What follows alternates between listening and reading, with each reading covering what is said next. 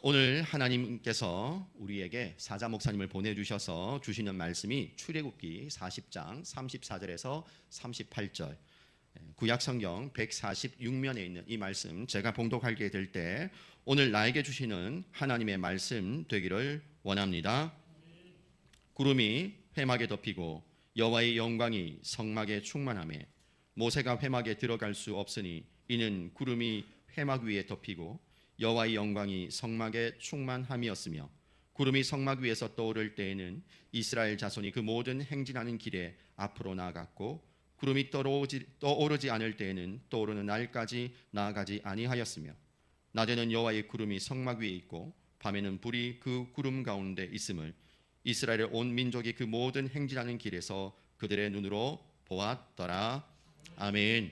오늘 양영철 목사님이신데요, 저하고는 신대원 같은 동기 목사님이시면서 저보다 훨씬 큰 형님이 되십니다. 늘 학교에 계실 때도 항상 말씀에 근거한 그런 설교 메시지 늘 강조하셨는데, 지금도 여전히 말씀과 신앙이라는 그 유튜브를 통해서도 끊임없이 또 말씀을 나누고 계십니다. 오늘 부산 해운대에서 이렇게 멀리 오셨는데요, 여러분 오늘 하나님께 보내주셨음을 감사하고 또 목사님 만나게 됐음을 감사하면서 이 시간 우리 감사로 우리 목사님 모시도록 하겠습니다. 박수하겠습니다. 위임식 때와 보고 오늘 다시 뵙게 되었습니다. 이제 부족한 저를 불러주신 우리 당회장 목사님, 그리고 당회와 우리 관동교회 성도님들에게 감사를 드립니다. 여러분 모두와 관동교회에 하나님의 은총이 충만하시기를 기도합니다. 잠깐 기도하겠습니다. 살아계신 하나님, 이 시간 하나님의 음성을 듣기를 원합니다. 하나님 말씀하여 주시고 저희가 하나님의 뜻을 깨닫게 하여 주옵소서. 예수님의 이름 받들어 기도드립니다. 아멘. 본문 말씀을 통해서 교회가 무엇인지, 교회의 임무, 교회의 사명, 그리고 교회의 역할, 교회의 목적, 이런 것에 대해서 생각해 보도록 하겠습니다. 교회는 하나님을 섬기는 곳입니까? 그렇습니다. 교회는 하나님을 섬기는 사람들의 모임을 말하는 것입니까? 그렇기도 합니다. 교회는 하나님을 예배하는 곳입니까? 그렇습니다. 그게 다 옳은 말씀이지만 하나님께서 이 교회를 세우셨을 때에 그 뜻과 목적이 무엇이었는지, 어떤 상황에서 하나님께서 교회를 세우셨는지, 성경, 하나님의 말씀인 성경은 뭐라고 말씀하시는지, 그것을 통해서 교회의 역할과 사명과 임무와 말씀에 담긴 하나님의 뜻을 알아보도록 하겠습니다. 최초의 교회, 성막입니다. 이 성막을 살펴보면 하나님의 뜻을 알 수가 있겠죠. 그러면 그 성막이 세워질 당시의 상황, 역사적 배경, 그때 무슨 일이 있었는지 상황에 대해서 알아야 우리가 교회가 무엇인지를 알 수가 있어요. 그래서 그때 상황으로 우리가 지금 되돌아가 보려고 합니다. 출애굽기 2장 23절에 보면은 하나님께서 이스라엘 백성의 부르짖는 소리를 들었다, 이런 말씀이 있어요. 한번 찾아볼까요? 여러해 후에 애굽 왕은 죽었고 이스라엘 자손은 고된 노동으로 말미암아 탄식하며 부르짖으니 그 고된 노동으로 말미암아 부르짖는 소리가 하나님께 상달된지라. 3장 7절과 9절입니다. 여호와께서 이르시되 내가 애굽에 있는 내 백성의 고통을 분명히 보고 그들이 그들의 감독자로 말미암아 부르짖음을 듣고 그 근심을 알고 이제 가라. 이스라엘 자손의 부르짖음이 내게 달하고 애굽 사람이 그들을 괴롭히는 학대도 내가 보았으니. 여기서 반복되는 단어가 노동, 고통, 부르짖음. 하나님께서 3400년 전에 이집트 지역에서 고된 노동으로 고통하며 신음하는 사람들의 부르짖음을 들었다. 그들의 눈물을 보았다. 그래서 그들을 구원하시기로 작정하신 거예요. 부자와 많이 배운 사람들과 장관들의 하나님이 아니라 노동 속에서 고통 속에서 울부짖는 약자들의 하나님, 이것을 우리가 알 수가 있습니다. 이것은 구약 성경에서 끊임없이 이야기하는 고아와 과부와 나그네의 하나님, 그렇기 때문에 고아와 과부와 나그네와 같은 우리가 하나님의 자녀가 된 것입니다. 이제 이스라엘 백성은 이집트를 탈출하게 되죠. 그 과정에 이집트 안에서 10번의 기적을 경험하게 됩니다. 하나님의 역사하심이죠. 그 뒤에 순서를 쭉 따라가 보면은 출애굽을 해서 홍해를 만나게 됩니다. 홍해 사건이 출애굽기 14장 11절에 있습니다. 그들이 또 모세에게 이르되 애굽에 매장지가 없어서 당신이 우리를 이끌어내어 이 광야에서 죽게 하느냐? 어찌하여 당신이 우리를 애굽에서 이끌어내어 우리에게 이같이 하느냐? 우리가 애굽에서 당신에게 이른 말이 이것이 아니냐? 이르기를 우리를 내버려 두라. 우리가 애굽 사람을 섬길 것이라 하지 아니하더냐? 애굽 사람을 섬기는 것이 광야에서 죽는 것보다 낫겠노라. 바로 며칠 전까지 하나님의 기적을 무려 10번이나 체험한 사람들이 눈앞에 홍해를 보고서 하는 말들입니다. 우리가 애굽 사람을 섬기겠다고 하지 않았느냐? 왜 우리를 이집트에서 끌고 나와서 여기 이 광야에서 죽게 하느냐? 잘 이해가 되지 않죠? 우리 관동교회 성도들 같으면 이렇게 원망하지 않았을 것으로 생각을 합니다. 얼마 전에 보여주셨던 그 하나님의 기적이 눈앞에 펼쳐진 홍해 위에 또 임할 것을 우리가 믿을 수 있잖아요. 그 하나님께 간구할 수 있잖아요. 그런데 이 노예들은 그렇게 하지 않았습니다. 다음 이야기가 마라 사건입니다. 15장 24절입니다. 백성이 모세에게 원망하여 이르되 우리가 무엇을 마실까 하매 마실 것이 없다. 왜 이집트에서 우리를 끌고 나와서 마실 물도 없는 이곳에서 목이 말라 죽게 하느냐?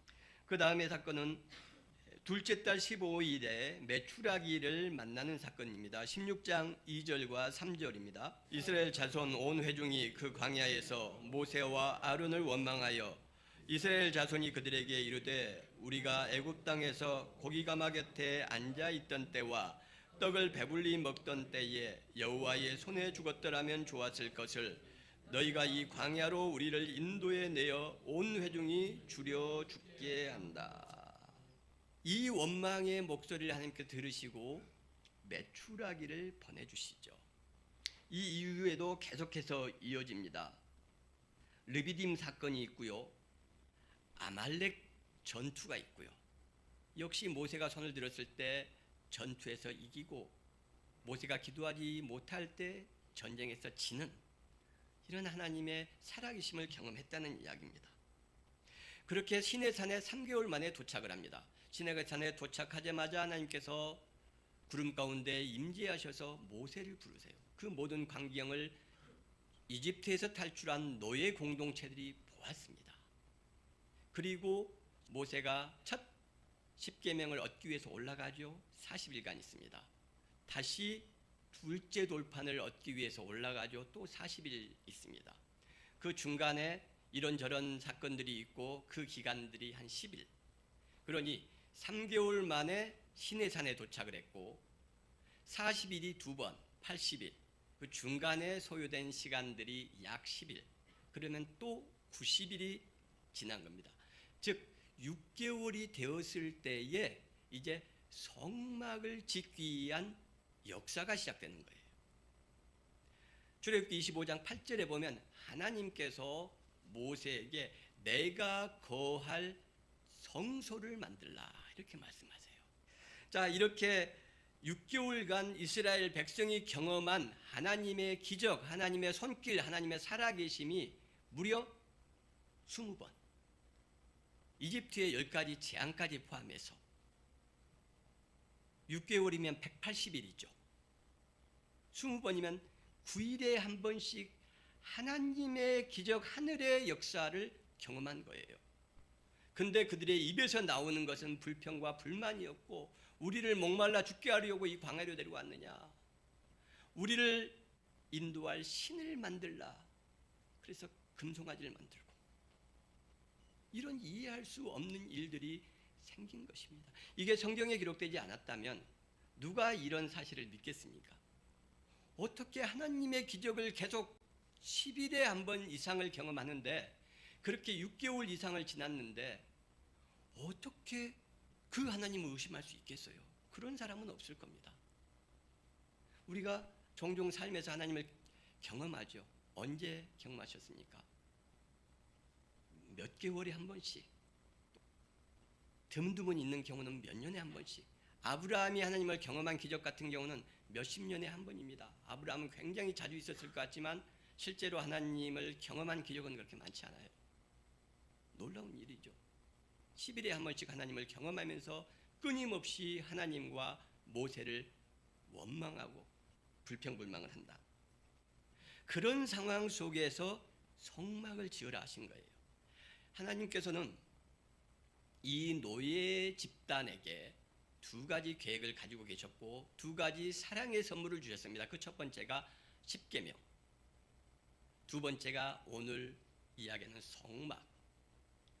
10일에 한 번 하나님을 체험하는데도 하나님을 원망하는 그들이 십계명을 지킬 수 있겠습니까? 하나님을 사랑할 수 있겠습니까? 하나님 외에 다른 우상을 섬기지 않을 수 있겠습니까? 이웃들을 해하지 않을 수 있겠습니까? 우리가 방금 읽었던 내용 속에서 확인할 수 있는 히브리 노예들은 결코 십계명을 지킬 수도 없고 지킬 의지도 없는 정말 천박한 비루한 그런 노예들 집단이었을 뿐이에요. 그러면 하나님은 성막을 왜 주셨을까요? 여기에 답이 있습니다. 십계명을 지킬 수 있는 사람을 만들기 위해서 성막을 만들라. 성막은 무엇인가요? 하나님을 예배하는 곳인가요? 아닙니다. 하나님을 경배하는 사람들이 모인 곳인가요? 아닙니다. 성막, 하나님이 계시기 위해서. 출애굽기 25장 8절 한번 읽어볼까요?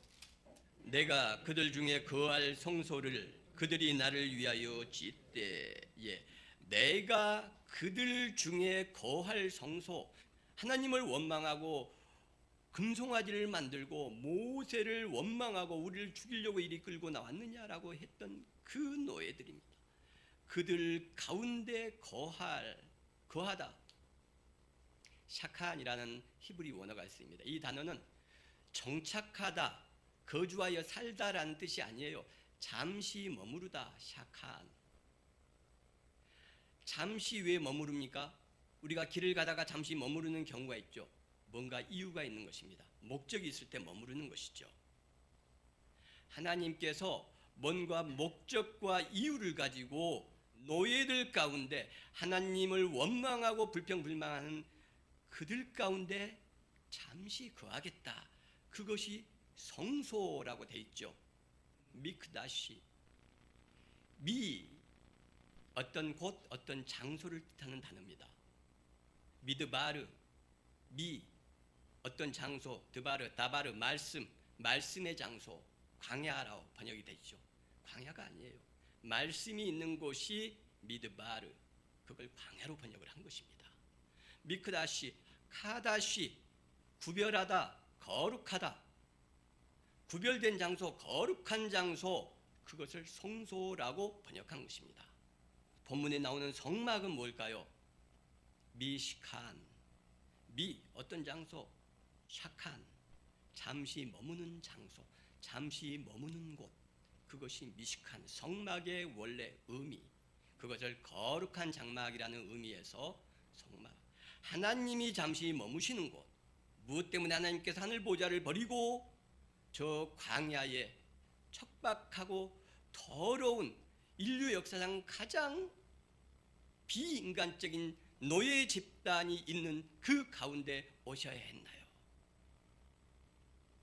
그들이 십계명을 지키고 하나님을 알고 이웃들을 배려하고 이웃들에게 해를 끼치지 않는 정상적인 삶을 살 수 있도록 하기 위해서 하나님께서 그들 가운데 잠시 거하시겠다.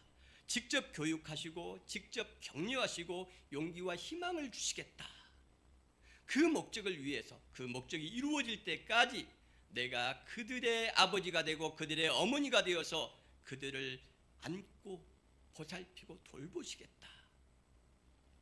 자, 본문을 다시 한번 읽어보도록 하겠습니다. 40장입니다. 마침 목사님께서 읽으셨으니까 우리가 함께 읽을 때에 성막, 회막, 이스라엘 이 세 단어를 관동교회로 바꿔서 읽으시면 됩니다. 성막, 회막, 이스라엘 대신 관동교회. 시작.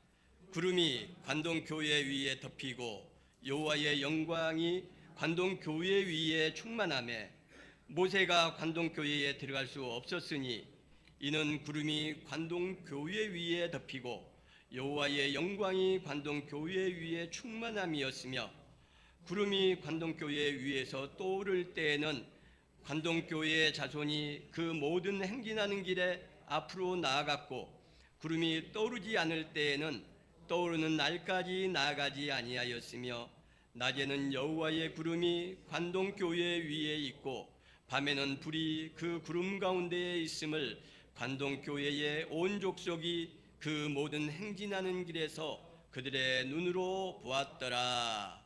아멘. 이렇게 되기를 원하시면 아멘 합시다. 아멘.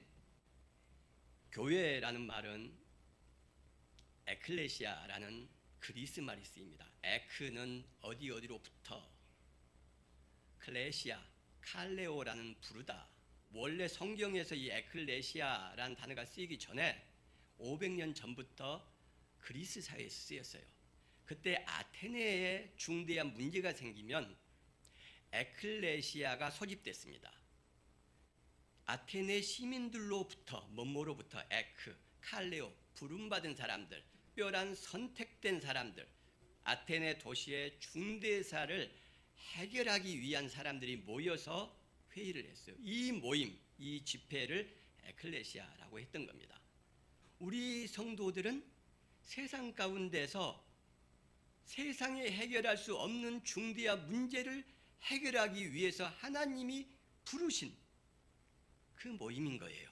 세상에 해결할 수 없는 그 중대한 문제는 뭡니까? 죄와 죽음이죠. 그 죄와 죽음의 문제를 해결하기 위해서 세상에서 부름받은 사람들의 모임, 집회, 이것을 에클레시아라고 그것을 교회로 번역한 것입니다. 우리들 모임을 이야기하는 거예요. 그런데 한국에서 교회라는 단어가 예배당의 의미로 쓰이고 있죠. 오늘 7시에 교회에서 보자. 그럴 때는 예배당의 의미가 있죠. 그래서 이 교회라는 번역된 말은 중의적인 뜻을 갖습니다. 두 가지 뜻을 갖는 거예요. 교회 이전에는 어디서 하나님을 경배하고 예배했습니까? 성전이 있었죠. 성전 이전이 성막입니다. 그래서 발전 순서를 보면 제일 먼저 미시칸, 하나님이 거하시는 성막이 있었고 그것을 솔로몬 시대에 약 3000년 전에 성전을 지은 거예요. 아까 성막의 의미가 무엇인지 알았죠. 하나님께서 왜 잠시 노예들 가운데 머무르셔야 됐는지, 사람을 위해서, 그것도 사람 같지 않은 사람들, 노예들을 위해서 그들을 칭찬하고 격려하고 용기를 주고 희망을 심어주시기 위해서, 사람처럼 살 수 있게 하기 위해서 하나님께서 거하시는 곳이 미시칸. 그런데 솔로몬이 지을 때에 엄청난 돈과 엄청난 인력과 엄청난 힘과 노력을 가지고 사람들을 동원했죠. 3000년 전에 수만 명을 동원해서 하나님을 거룩하게 모신다는 이유로 사람들을 고통 속에 부르짖게 했습니다. 결과가 뭡니까? 이스라엘이 깨졌어요. 남북이 나누어졌습니다. 어떻게 나누어졌습니까? 주류 세력, 사울왕을 낳았던 지파, 다윗왕을 낳았던 지파, 이 두 지파, 베냐민과 유다 지파, 그리고 제사장 지파, 레위 지파만 남쪽에 남고 나머지 소외되고 고아와 과부와 나그네와 같은 9개 지파가 전부 북이스라엘로 성전을 지은 결과입니다. 근데 그 성전은 성막의 의미를 잃어버렸어요. 노예 가운데 내려오셨던 광야의 하나님을 잃어버린 겁니다. 2성전, 3성전 다 마찬가지입니다. 그래서 인간이 손으로 지은 성전은 실패했어요. 하나님께서 직접 명령하신 미시칸만 백성을 위해서, 사람을 위해서 존재했죠. AD 70년 예루살렘 성전이 티투스 장군에 의해서 무너집니다. 그리고 이제 성전은 사라졌어요. 예수님께서 직접 오셨죠. 하나님의 아들이 직접 오신 겁니다. 하나님의 아들의 마음속에 하나님이 거하셨습니까? 하나님이 거하시는 하나님의 아들의 삶은 어떤 것이었죠? 가난한 사람들, 배우지 못한 사람들을 안아주고 그들의 가족, 형제, 삼촌이 되어서 그들을 돌보고 가르치시고 입히고 먹이고, 그리고 그들을 위해서 당신의 피 한 방울까지 흘리고 희생하신 하나님을 품에 안으시는 하나님의 아들. 요한복음 2장에서 뭐라고 합니까? 성전된 예수 그리스도의 몸. 예수 그리스도께서 성전이셨던 것이죠. 고린도전서 3장 16절에 뭐라고 되어 있습니까? 너희가 하나님의 성전인 것과 성령, 하나님의 영, 하나님의 정신, 하나님의 뜻이 너희 안에 거하는 것을 너희가 알지 못하느냐. 하나님이 거하시는 성전이 된 거예요, 우리가.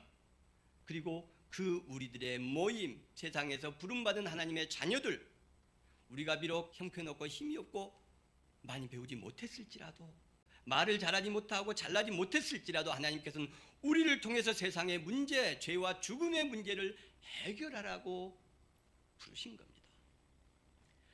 히브리 노예들의 상황을 더 적나라하게 알 수 있는 부분이 있습니다. 출애굽기 18장 13절 내용입니다. 여기 보면은 모세가 아침부터 저녁 늦게까지 노예들을 재판을 했다. 모세의 장인이 너 혼자 이 일을 다 하다가 지쳐 쓰러지겠다. 십부장, 천부장을 세워서 그들이 재판하게 하고 중요한 일만 너가 재판해라. 여러분, 광야에서 아무것도 가진 것 없는 430년간 이집트에서 살았던 이들이 무슨 이웃에게 그렇게 송사할 일이 많습니까? 그들이 어떤 상태인가를 적나라하게 드러내 준 것이죠.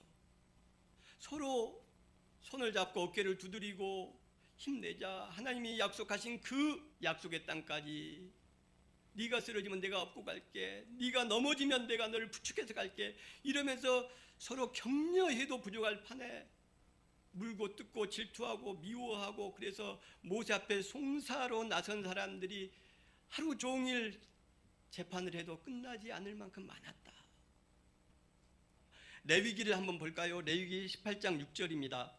각 사람은 자기의 살붙이를 가까이 하여 그의 하체를 범하지 말라. 살붙이, 가족 친지를 이야기합니다. 이게 계속 대상이 바뀌어가면서 손녀, 여동생 계속 바뀌어가면서 18절까지 이어집니다. 왜 이러지 말라는 내용이 있죠? 이런 일들이 비일비재하게 일어났기 때문입니다.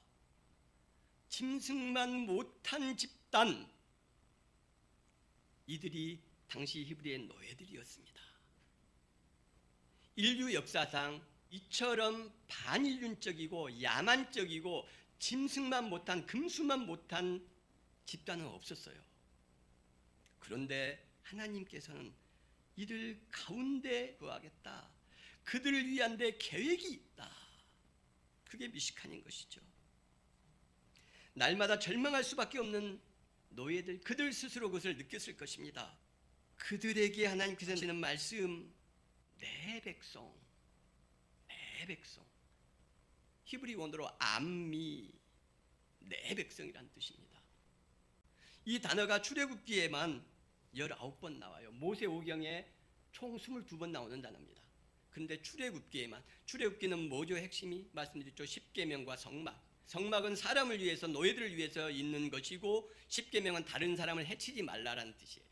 안식일을 거룩히 지키라. 거룩은 카다시, 아까 구별하다, 따로 떼어놓다. 안식, 샤파트는 쉼입니다. 휴식. 쉼과 휴식을 따로 떼어놔라. 7일 동안 다 일하지 말고 하루는 쉼과 휴식으로 떼어놔라는 말이에요. 이게 원어의 정확한 의미입니다. 부자들은 안식일을 따로 떼어놓을 필요가 없죠. 부자들은 언제든지 쉬면 됩니다. 힘을 가진 자들은 언제든지 휴식을 취할 수 있습니다. 그러나 하루 벌어 하루 먹는 사람들은 하루 일하지 않으면 굶어야 돼요, 가족이.